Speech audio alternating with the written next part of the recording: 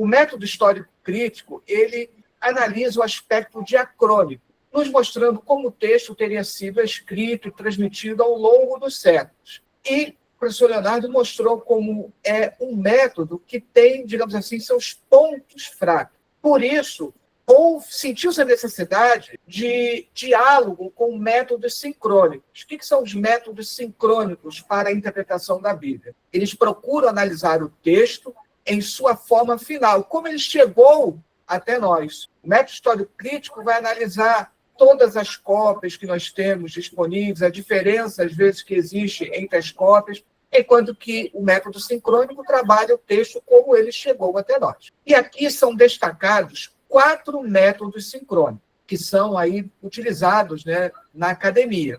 A análise retórica bíblica semítica, análise narrativa, pragma linguística e a semiótica. É importante salientar que não são substitutos aos métodos diacrônicos, sim complementares.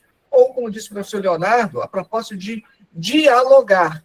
É o reconhecimento, mesmo proponentes, né, do método histórico crítico, reconhecem que precisa dessa complementaridade. No passado, se utilizava o método histórico crítico de maneira assim, estanque, e, às vezes, deixava uma análise um tanto quanto distante de uma aplicação pastoral. E hoje já existem aplicações pastorais do método histórico crítico e isso foi possibilitado por essa complementaridade. Depois do entusiasmo com a, entre aspas, suficiência do método histórico crítico no século XIX e na primeira metade do século XX, no último quartel, né, do século passado, sentiu-se a necessidade dessa complementaridade, como nós já falamos. São 4 métodos riquíssimos, aqui vamos falar de 2, e mesmo assim de maneira bem resumida. A análise retórica bíblica semítica e a análise narrativa. Pela PUC-Rio, há um grupo de estudos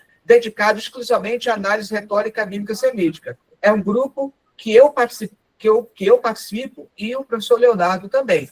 E o método histórico crítico ele é bastante utilizado na América Latina, diga-se de passagem.